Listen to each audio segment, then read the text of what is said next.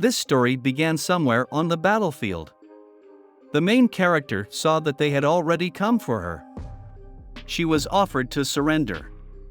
She did not give up and said that it is better to kill her. It turned out that this girl, who is the main character, is the last representative of the imperial family of Alpir. Her father was killed, and the younger brother, who was a scum overnight, became a loser, and until his death he was used by the fiancé of the main character. She was given the opportunity to save her life, because as the trader's mage said, she had to take responsibility and meet the end of the empire. At this moment, everything fell into place in the girl's head. The existence of the occultist became known only after numerous battles. It all started with what seemed at first a failed attempt to kill the emperor, but it turned out that a special poison was applied to the sword with which the murder was committed. This substance was created by ancient occult magic and was called the witch's tear. Since both the witches and this magic had long since disappeared, there was no chance to figure out what it was.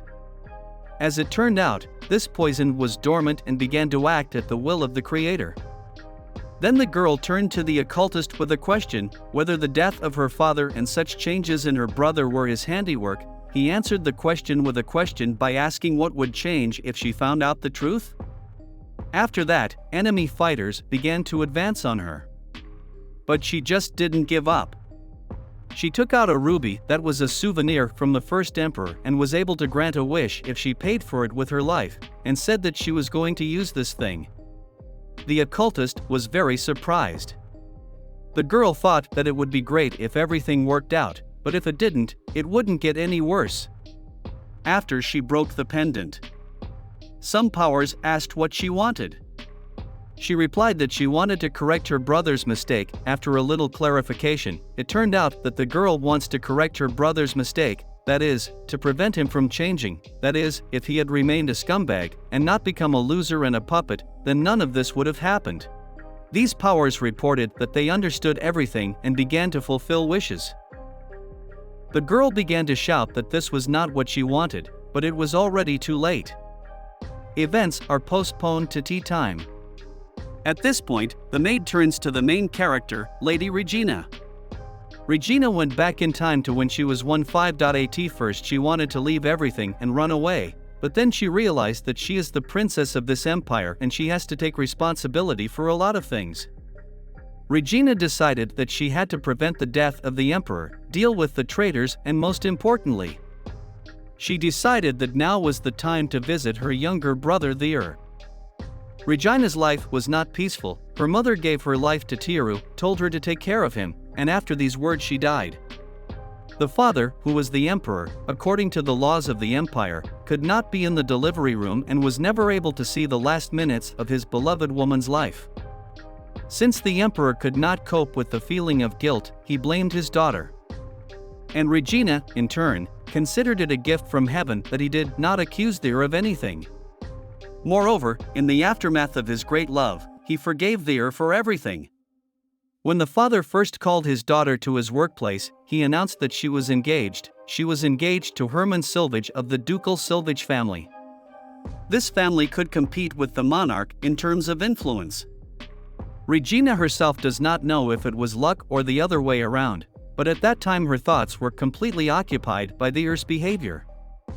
Then he was sent to the academy, but due to, let's say, not very good behavior, he was sent home early under the pretext of early graduation.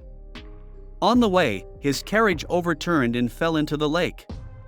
Even though Theer was a scumbag, Regina still loved him. Lying on the bed, Theer promised his sister that he would not trouble her again. At first, Regina was happy, but as it turned out later, Theer turned from an incorrigible scumbag into the biggest loser in the empire, who gave away the imperial fortune to scammers. On the night before the day when Theer turned 17, the emperor died unexpectedly. Regina was crowned as regent under Theer, who was not yet of legal age.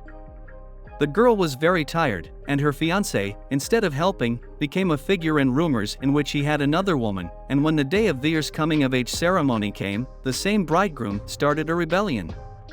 Regina was determined that this time she wouldn't let her father die or rebel, but first she needed to do something about her brother. Farther events took place in interaction with the maids. Regina decided that this time she would protect them, because even before going back in time, they had given their lives for her when the rebellion began. Regina then asked a question to a maid named Uno: does she know how to deal with a scoundrel? It turned out that to deal with a scoundrel you need to become an even bigger scoundrel.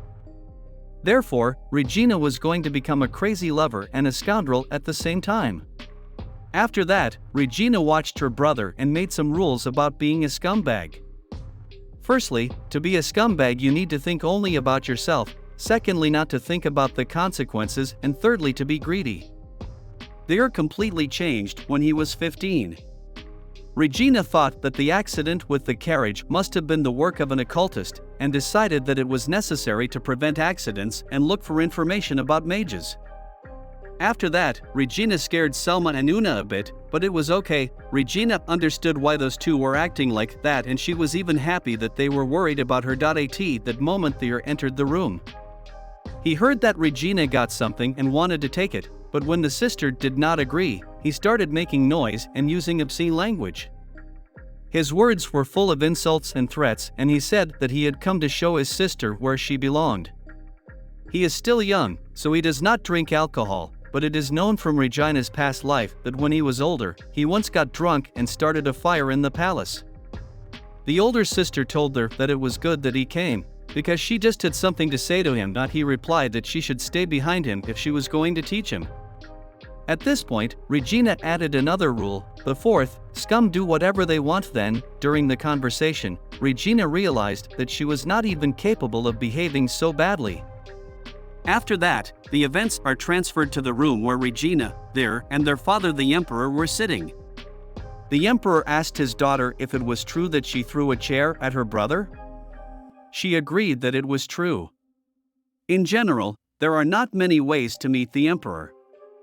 The first is to follow the audience procedure, and the second is to focus on the time when the imperial family gathers together to eat. In the audience, Regina was always rejected, and this time they met so quickly only because she threw a chair at her younger brother. During the conversation, Regina said that she wanted to throw a table at her brother, but it turned out to be too heavy and it did not work. The Emperor tried to understand why his daughter did exactly that. It is not surprising that Regina suddenly began to behave like this, because she herself had become a victim of Theo's inappropriate behavior more than once. Still, the girl answered why she behaves like that. She does this because she no longer wants to tolerate her brother's bad behavior. After that, the princess asked the Emperor why the Emperor, knowing that his son had gone down the wrong path, still did nothing. She received the answer that Theo is a pitiable child. The girl did not like this answer.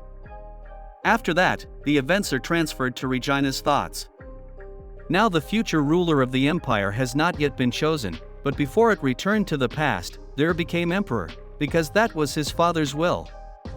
After that, the events are brought back to reality. Regina explained that there were two unfortunate children who lost their mother. After that, the girl began to ask why the emperor did not change the laws or ignore them. This outraged the emperor. He asked his daughter if the laws of the empire were not important to her. She replied that they don't care about those laws. Regina stated that she didn't need the throne if she couldn't change the sentence that was written on the stupid piece of paper. After all that, Regina decided that she wouldn't treat the emperor like a father because he wasn't going to treat her like a daughter, but the fact that he was an emperor she couldn't ignore, so she decided to treat him accordingly, status, i.e., as to the emperor. Then the girl announced that although she was bowing down, she was going to live as she wanted, and when she decided that the time had come, she would disappear from her father's sight. But all this does not concern Theo. Regina wants to see how he will become a worthy ruler. In addition, he is her younger brother, in whom she has invested a lot of work and love. Another goal that Regina has set for herself, besides becoming a scoundrel, is when she will prevent Theo from becoming a travesty and a victim, renounce the title of representative of the imperial family and leave the capital.